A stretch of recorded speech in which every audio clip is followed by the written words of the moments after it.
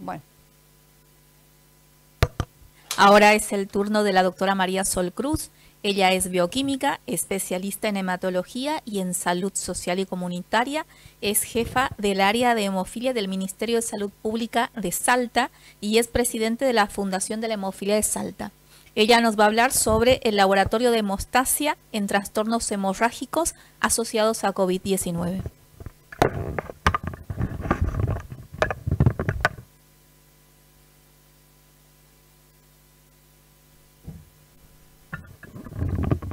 Ahí está bien. Bueno, buenas tardes. Primero, ante que todo, agradecerle al grupo del CAT por haberme invitado. Y bueno, me toca a mí hablar sobre el laboratorio, así que bueno, voy a seguir todo lo que dijo Gabriela desde la parte médica y abocarme a todo lo que son los estudios del laboratorio de hemostasia. Bueno, el curso de la infección por SARS-CoV en pacientes con trastornos hemorrágicos, como dijo Gabriela, no difiere del de la población en general. El COVID en estos pacientes puede ser leve, pero también tenemos que tener en cuenta que puede progresar a una neumonía grave, a una insuficiencia respiratoria y puede llegar hasta la muerte. La infección inducida por COVID está asociada, como ya sabemos, puede estar asociada a coagulopatía, desde una microangiopatía trombótica pulmonar y manifestaciones tromboembólicas sistémicas. La fisiopatología y el manejo de la coagulopatía es probablemente más complejo en pacientes con enfermedades hemorrágicas y en nuestro caso vamos a destacar todo lo que es y cómo impactó en estos pacientes con hemofilia. De hecho, estos individuos con hemofilia presentan complicaciones tanto hemorrágicas como trombóticas y por supuesto requiere tratamientos simultáneos, como nombró Gabriela, de anticoagulantes y tratamientos hemostáticos. Bueno, por supuesto que el laboratorio general y el laboratorio de hemostasia juegan un papel sumamente importante para poder identificar biomarcadores que asocien a la enfermedad y proporcionen información sobre la gravedad del cuadro, la predicción de la mortalidad y cómo va a ser la monitorización del tratamiento que se elige para el paciente. Siendo, por supuesto, esto de gran ayuda para el médico para poder seguirlo. Al momento del ingreso, las recomendaciones generales, tanto de la población con hemofilia como sin hemofilia, ¿sí? Sabemos que está el hemograma completo, la proteína C reactiva, ver la función renal, hepática, electrolitos, LDH, toda la parte de coagulación, desde el TP a PTT, fibrinógeno, dímero D, el dosaje de los factores, principalmente en la población nuestra con hemofilia, factor 8, factor 9, y como dijo Gabriela, la detección y el seguimiento de los pacientes con inhibidores de factor 8 o 9. Ferritina y troponina, los gases en sangre. Acá en los gases en sangre vuelvo a repetir que es necesario en estos pacientes que tengan un dosaje mayor del 50% para evitar complicaciones.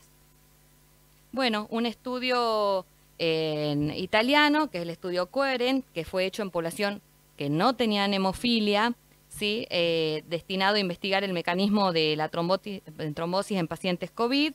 Se realizó un estudio en 62 pacientes que se lo estratificó, ¿sí? En 3 salas, uno con cuidados de baja intensidad, que fueron 21 pacientes, cuando la hipoxia podía ser manejada como soporte ventilatorio con cánulas nasales de alto flujo.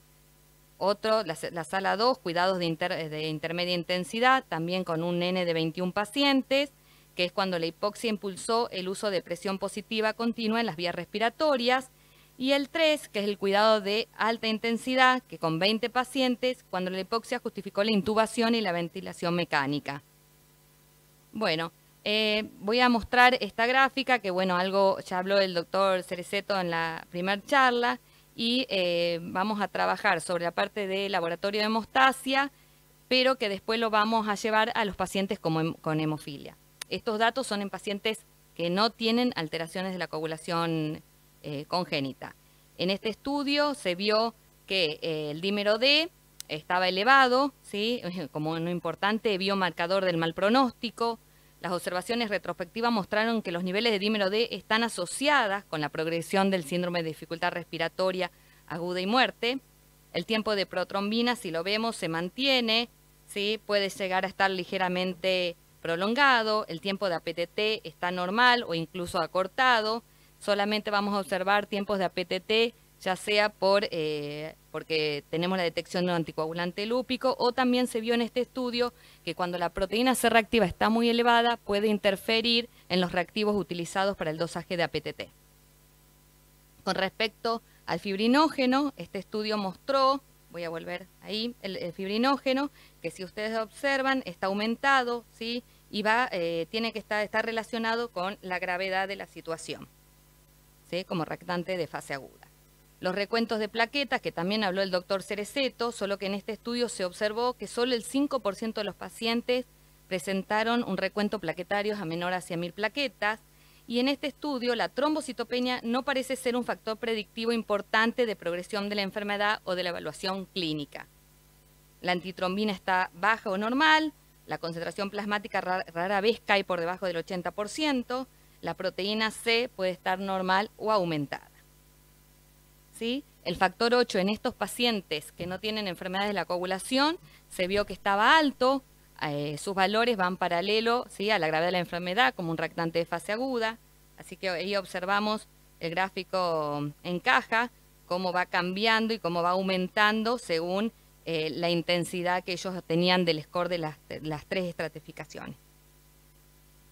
El factor von Willebrand está elevado, al igual que el cofactor cuando dosaron el cofactor de ristocetina, ¿sí? Se ve que el valor del antígeno aumenta a medida que aumenta la gravedad. De 262, por ejemplo, terminó en un grado de gravedad 466, ¿sí? Un cofactor de ristocetina que también fue aumentando con la gravedad de 210 a 383.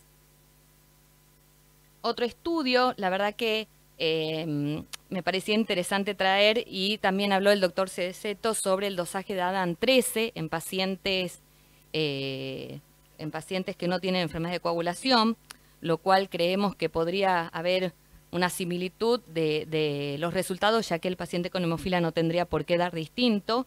En este estudio, que también fue un estudio italiano, ¿sí? Se dosó el ADAM13 y las moléculas y el von Willebrand en 50 pacientes, estratificados también con lo mismo que el estudio anterior, según las 3 unidades de diferentes intensidades de cuidados, con la baja, intermedia y alta, y se observó que el factor von Willebrand iba aumentando y el ADAM13 iba bajando, ¿sí? En el estadio leve, por ejemplo, encontraron un ADAM13 de 82 unidades de decilitro, y en estados graves de 55.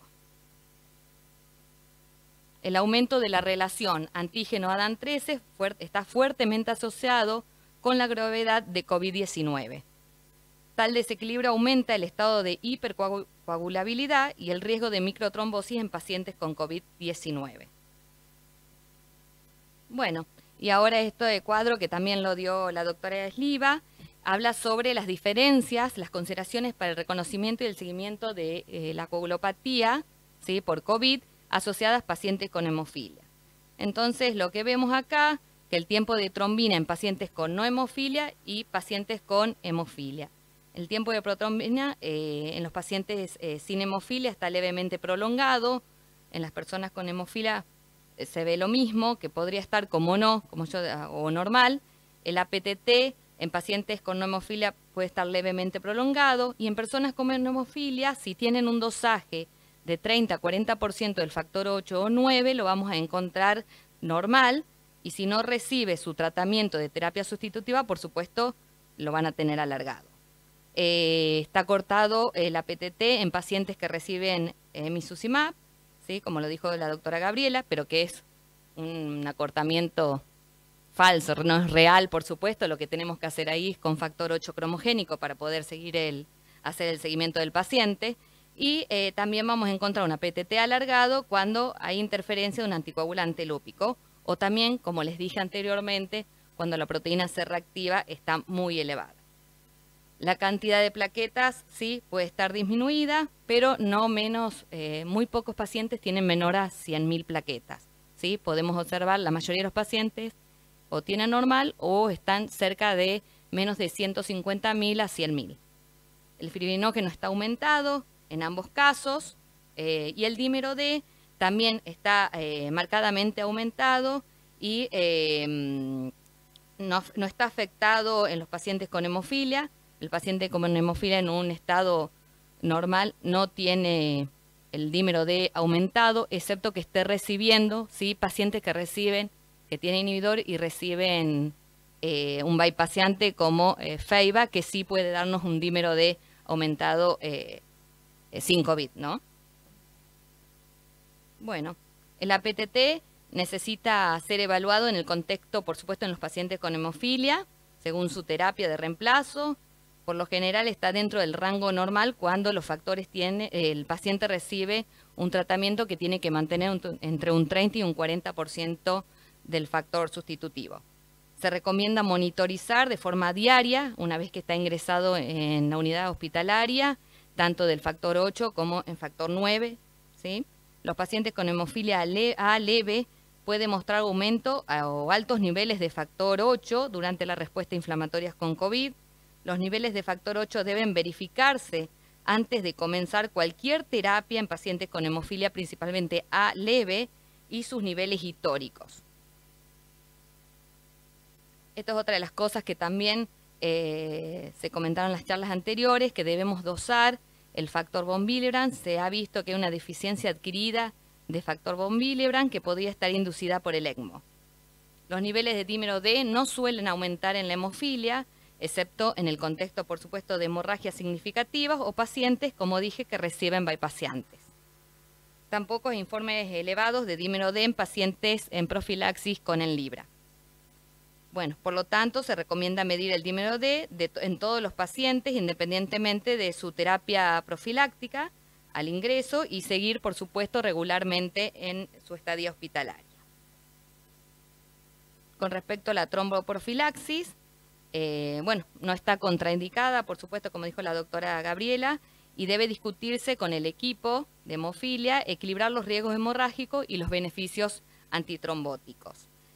Sabemos que el COVID parece aumentar significativamente el riesgo de trombosis arterial y venosa, así que especialmente en pacientes con inflamación severa, por lo tanto debemos seguir el dosaje de dímero D. Las tromboprofilaxis con heparina en estos pacientes con hemofilia requiere corrección concomitante del factor 8 y 9 con un nivel mínimo de 30%, ¿sí? Y los picos sin exceder el 50%.